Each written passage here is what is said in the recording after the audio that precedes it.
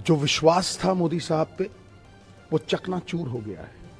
जो लहर थी 2014 की वो कहर बन गई है आम आदमी पे, जहर बन गई है आम आदमी के लिए।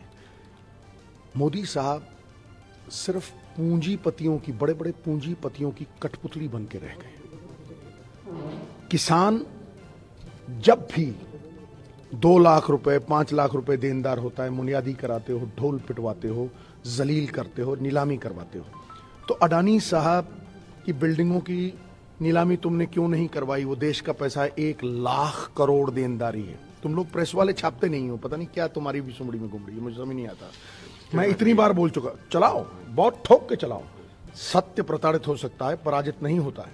एक बात, ये बात, योद्धा वही जो जूझे रण के अंदर। सर आपके ऊपर भी सवाल उठा रहे हैं आप? मैं कह रहा हूँ, साहब से जो जप्फी मारी, मैं कह रहा हूँ वो इशू यहाँ उठा रहे हैं जब आपके मध्य प्रदेश आने पे। मैं कह रहा हूँ वो तो रंग ले आई करतारपुर साहब का। 15-16 करोड़ लोगों के लिए वो अमृतदायी सिद्ध हो गई। वो राफेल डील तो नहीं थी। अंबानी साहब की डूबी हुई 7500 करोड़ रुपए की कंपनी, हाँ, डसॉल्ट 10 रुपए का शेयर 1100 में खरीदती है। वो ये डील तो नहीं थी। हाँ, डीलें करते हो, मखौटे लगाते हो। क्या मिली है ऐसे लोगों से जिनकी फितरत छुपी रहे, नकली चेहरा सामने आए, असली सूरत छुपी रहे।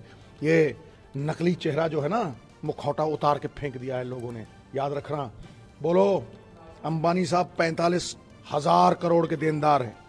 किसान को तो जेल में ठोकते हो, नीलामी करवाते हो। गरीब की बेटी मरे तो कोई ना जाए, और अमीर की बकरी मरे तो सारे जाएं। हैं? पूछो इनसे। 45 गुजरात के, अकेले गुजरात के 1 लाख करोड़ अडानी, 45,000 करोड़ अंबानी, 22,000 करोड़ आलोक इंडस्ट्रीज, जिसको बैड डेट शो करके 5,000 करोड़ ने अंबानी साहब ने खरीद लिया। SR industries 37,000 crore. क्या भैया ये बड़े बड़े पूंजीपति कह रहे हैं नाच मेरी बुलबुल के पैसा मिलेगा? कहां कदरदान अडानी जैसा मिलेगा? क्यों? सत्य हजम करो, सामने आओ, बताओ देश को कि ये सत्य है कि नहीं। सुनो, यूपीए के टाइम 2 लाख करोड़ के एनपीए थे, और सब सरकारी बैंकों के।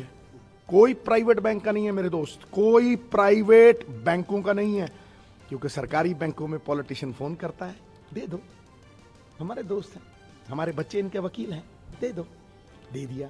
2 लाख करोड़ के यूपीए के टाइम पे थे, आज 15 लाख करोड़ के हैं।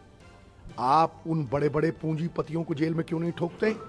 आप उनसे पैसे क्यों वसूल नहीं करते? 15 लोग राजन लिस्ट में, मोदी साहब बताएं आज तक क्यों नहीं इशू की? 1400 लोग सुप्रीम कोर्ट में, जेठमलानी साहब से बड़ा वकील तो कोई नहीं।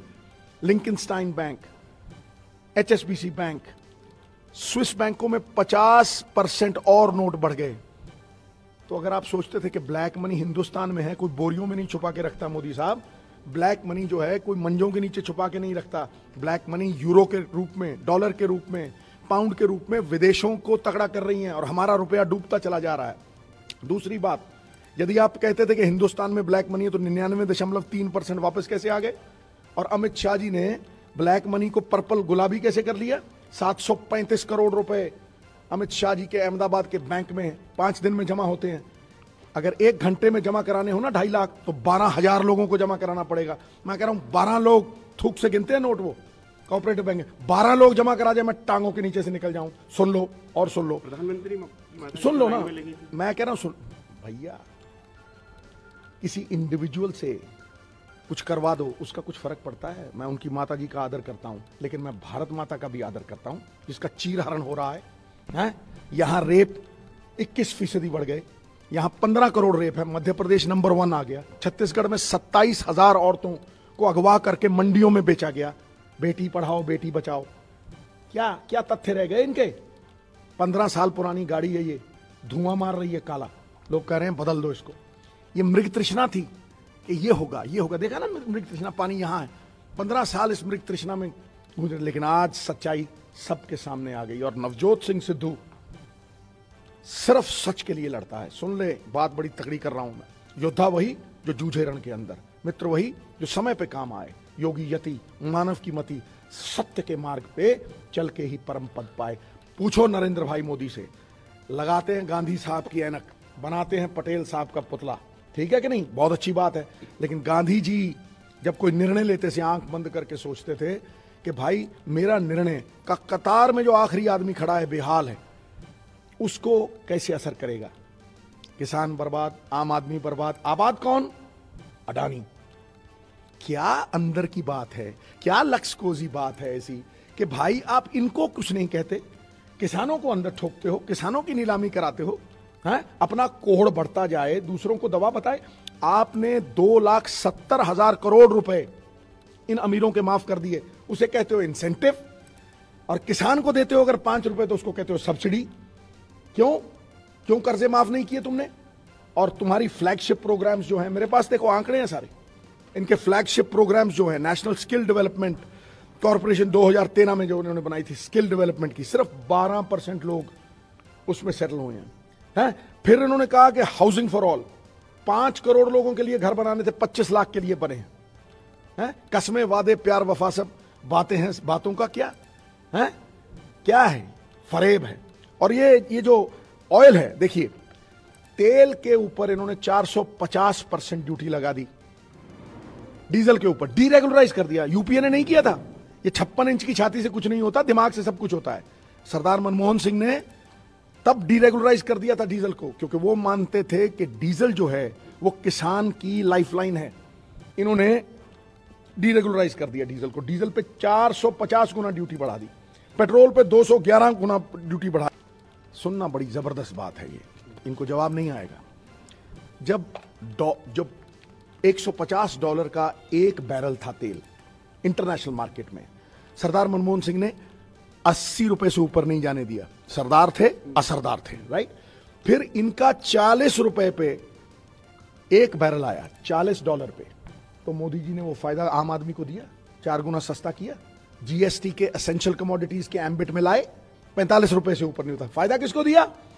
रिलायंस के पेट्रोल पंप, जो $150 जब बैरल था बंद हो गए थे।